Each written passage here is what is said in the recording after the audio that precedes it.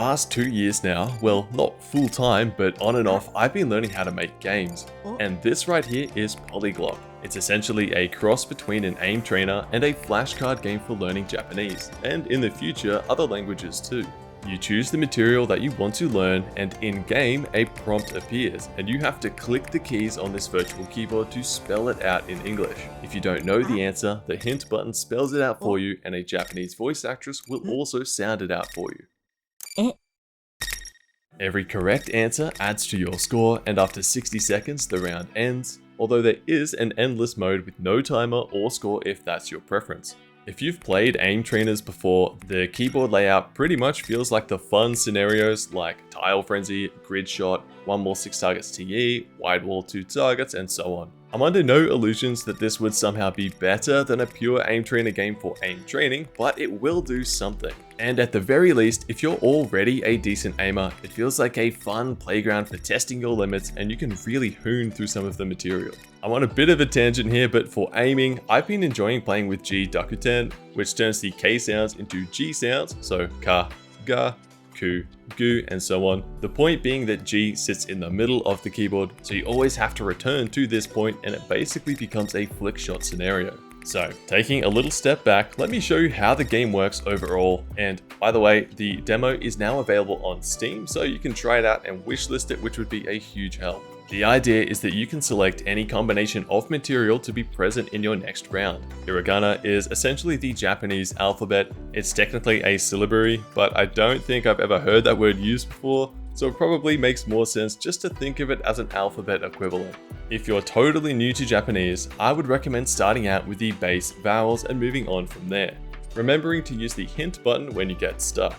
Katakana is another alphabet with the same amount of letters and the exact same sounds, but they look a bit different and are used for foreign words. What's great about this is that the sounds of these characters are used to mimic how the foreign words are pronounced. For example, bus is basu, camera is kamera. If you ever visit Japan, katakana is everywhere these days. So if you can recognize these characters, you can understand a lot, because the meanings of these words are already familiar to you. You just have to sound them out. And then there's the vocabulary, which can be hiragana, katakana, and kanji, or a combination of them depending on the word. Kanji are these more complex symbols that represent whole meanings or ideas. They're tricky but important to learn. By default, it will show the English meaning and the furigana in brackets, which is the hiragana reading of the kanji. For example, to speak, hanashimasu. The furigana part is hana, which is how you read that symbol in this context. You can choose to remove the English and or that furigana to further challenge yourself as you get more comfortable with the material.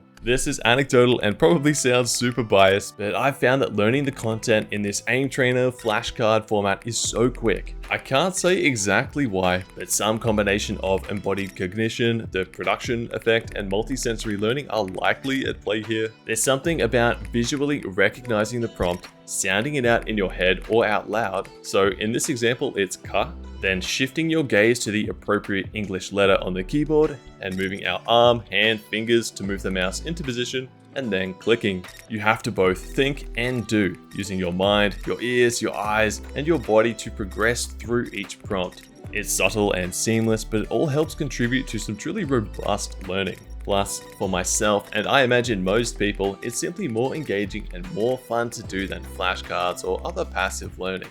And one of the best things about making your own game is that you can do whatever you want. In the settings, you can see your centimeters per 360 and even adjust your sensitivity by typing in a centimeters per 360 value.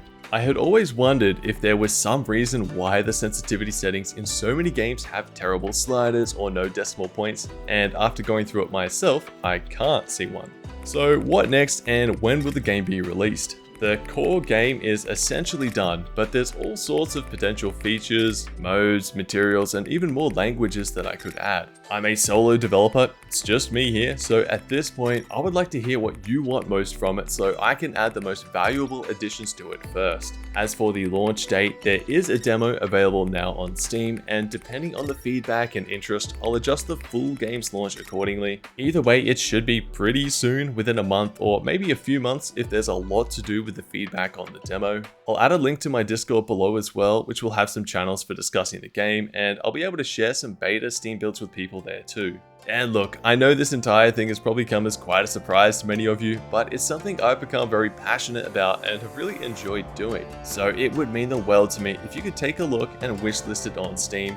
Plus, if you own an anime mousepad, I'm pretty sure you're legally obligated to play this game. I don't make the rules, but that's what I've heard.